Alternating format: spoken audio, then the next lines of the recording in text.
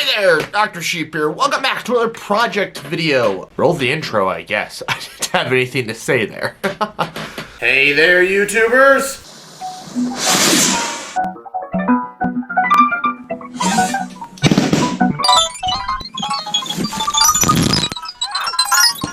Okay, so, what are we doing today?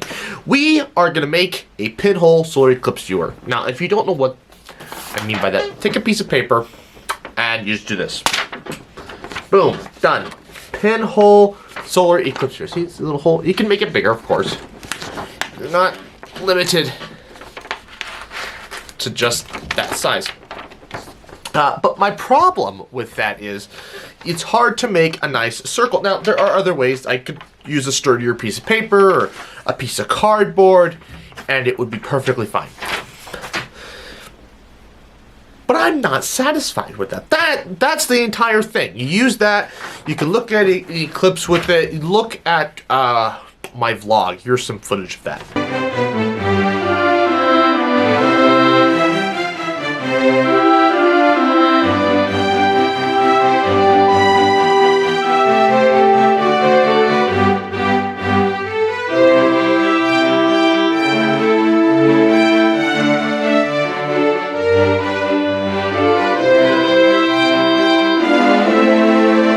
We did that. We used a pinhole solar eclipse viewer.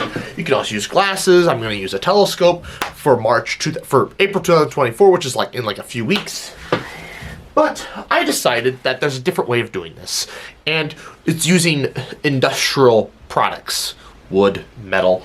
I wanted stainless steel. Couldn't get stainless steel. I wanted to use ferrous stainless steel, but I couldn't get either one. Didn't matter. I don't want to use regular steel because I don't want to paint it, despite the fact that I am staining part of it, which I was got to do regardless. And so now I'm stuck with aluminum, which I couldn't even get the right size. So let me grab my stuff. I wanted 3-inch, 1/8 to 3/16 stainless steel, or in this case aluminum, but I couldn't get that. So, anyways, I have to return a hole saw that I bought. But we're gonna drill 10 holes total, 6 for actual viewing purposes. This big one, 1.5 inches, I think. Yeah, 1.5 inches. And then 1.25 inch, and then a variety of other sizes. Now, there is a minimum size we can do, right? That minimum size is the depth of your material. Now, you may think, Doc, you can go pretty small with 1/8 inch. I'm not keeping it with just aluminum because, well, aluminum, when you get this small and this big, doesn't exactly hold itself together very well. So, we're going to use some poplar. Why poplar? Because it's the only thing Menards had. This is 1/4 inch. I don't have a planer, so I can't make it any thinner. So that is what it is. And so we're going to take this aluminum, made it to the poplar, and then future me is going to decide whether he wants to sand the excess off. I don't think I'm going to. I think I'm just going to leave it as is. And we're going to stain this with... there's some stain over there. I don't want to grab it. It's too far away. Anyways, the biggest problem here, right, is not the hole saws, it's not the drill bits. It's a saw blade. I bought this saw blade.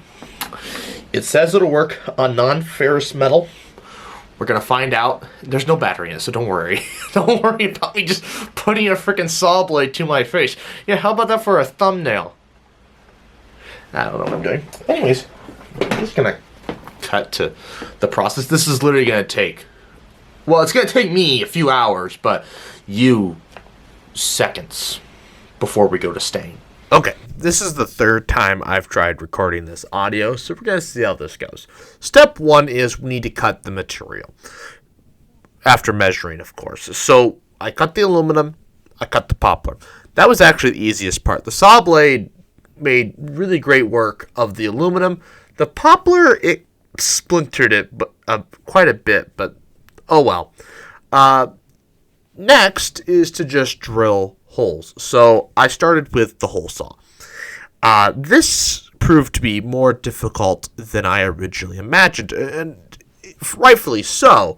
You're removing a lot of material, and you're doing it in kind of a clunky way. And so first I tried just holding it with my hand. Yeah, that was a terrible idea.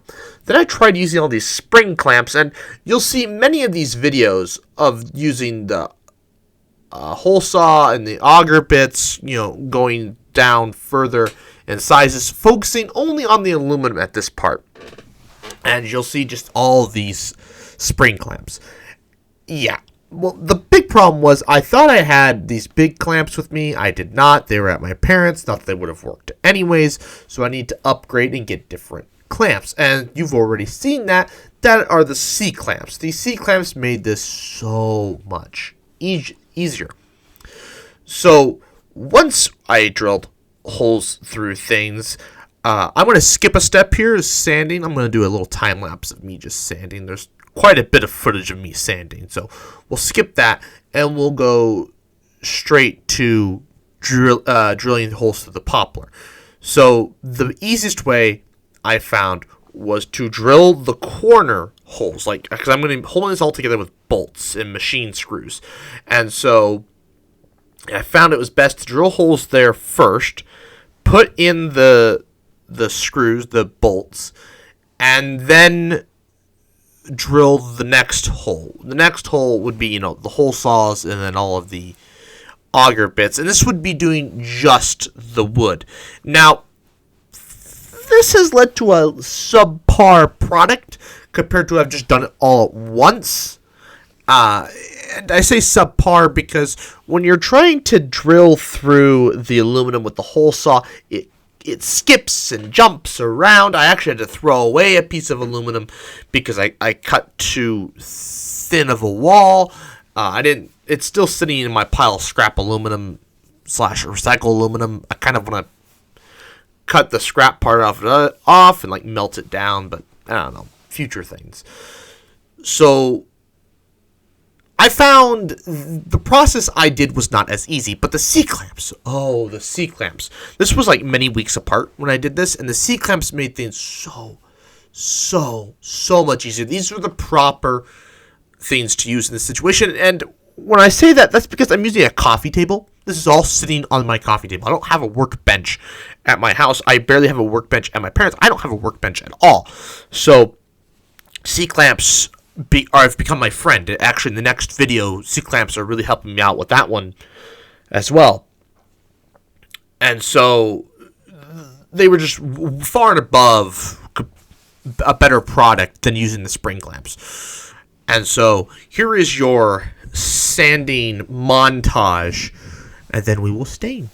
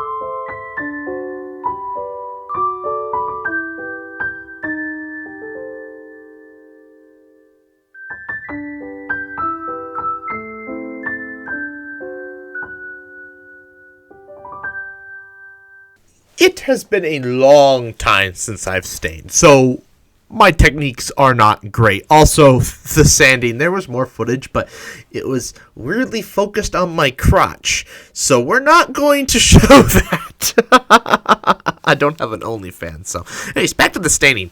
So it's been a long time. I think about a decade since I stained last time, and so there were many tips and tricks I forgot. For one thing, I did not sand these down like at all. I sanded, around the rough areas. That was it.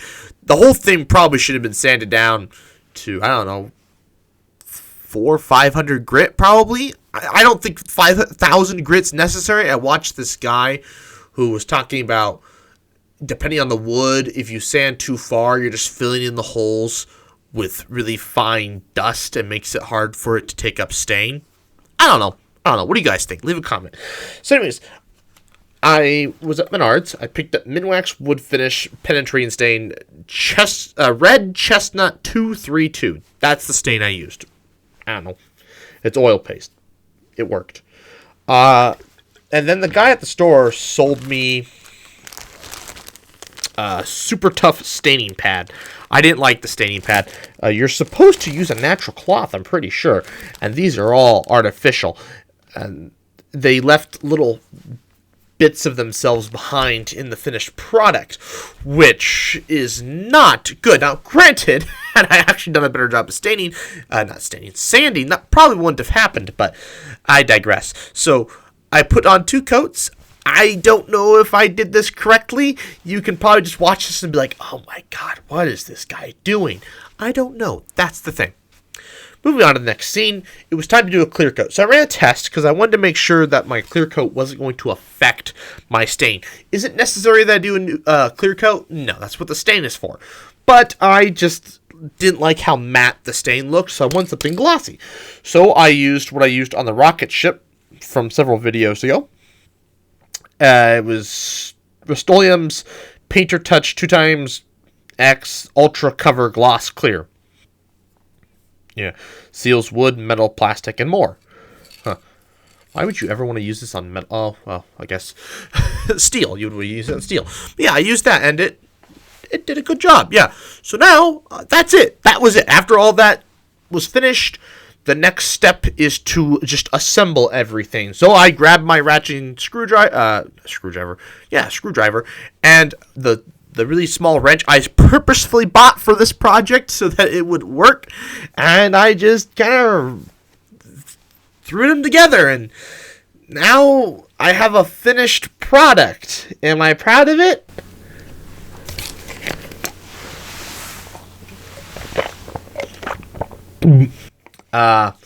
That's a different discussion for a different day.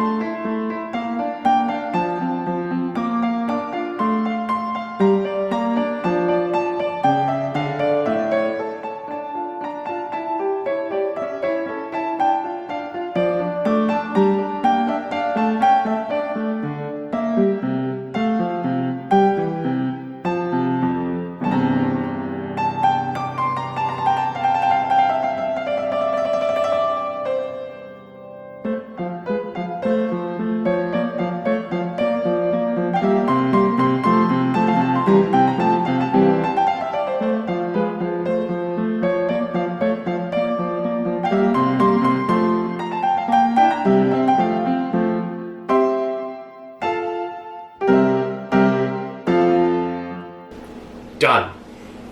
We're finally done. So, here's the final end product here. I'll just show you one of them anyways. Am I proud of said item? Yeah, depends what you want to say is proud and so on and so forth. It definitely isn't my finest work, that's for sure. But look, this project ended up being if anything, it was a learning experience. I mean, every project I do is a learning experience, but this one was absolutely one of those that I learned more than I thought I would. I also